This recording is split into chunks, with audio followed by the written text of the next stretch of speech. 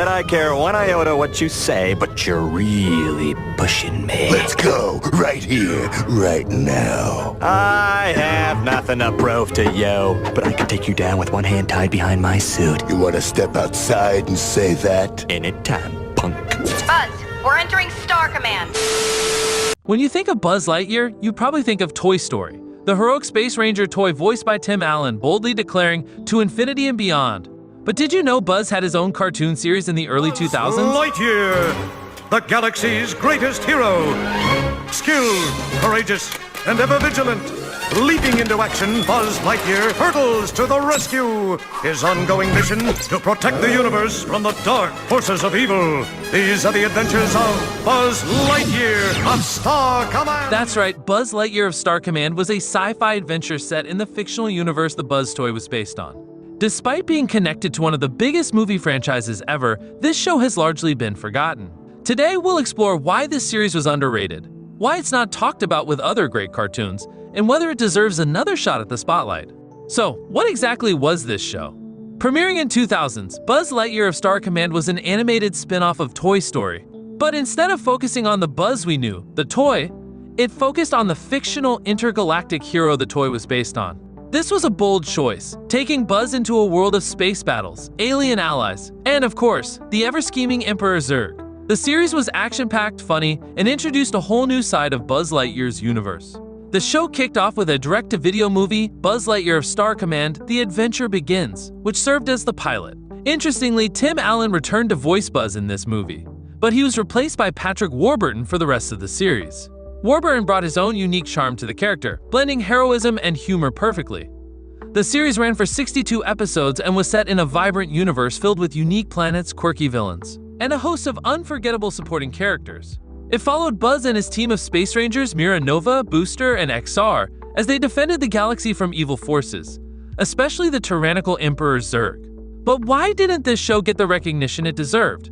First, we have to address the obvious: it wasn't Toy Story. The connection to the films was there, but it wasn't the same Buzz audiences loved. The series leaned heavily into the sci-fi genre, which may have alienated fans expecting a more grounded, toy-focused storyline. Another issue was its limited promotion. The show aired on Disney's Saturday morning block, which wasn't as prominent as channels like Cartoon Network or Nickelodeon at the time. Without consistent marketing, it struggled to compete with other popular shows of the era like Kim Possible, Recess, and even The Weekenders. And then there's the absence of Tim Allen. While Patrick Warburton did an amazing job, some fans may have been disappointed by the change in voice actors. When you're used to hearing Tim Allen's Buzz, it's hard to adjust. Finally, we have to consider timing. By 2000s, Pixar was focused on creating new blockbuster movies like Monsters, Inc. and Finding Nemo.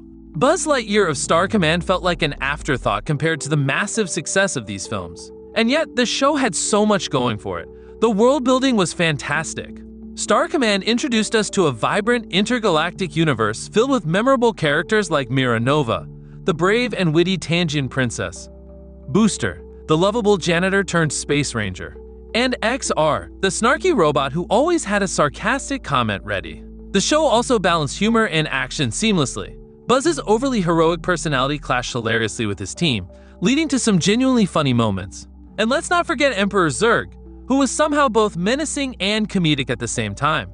The animation style, while different from Toy Story, was bold and colorful, fitting the sci-fi theme perfectly. And the voice cast, Patrick Warburton, Nicole Sullivan, Larry Miller, delivered standout performances that brought their characters to life. So, why isn't Buzz Lightyear of Star Command mentioned alongside other great cartoons? For starters, it hasn't been widely available. Unlike other Disney shows that found new life on streaming platforms like Disney+, this series has been largely inaccessible. If you can't watch it, it's hard to celebrate it.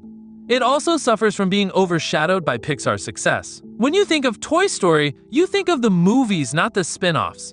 And Disney hasn't done much to keep the show alive in the public eye, focusing instead on newer Buzz projects like the 2022 Lightyear movie. Here's the big question: should Buzz Lightyear of Star Command be revived?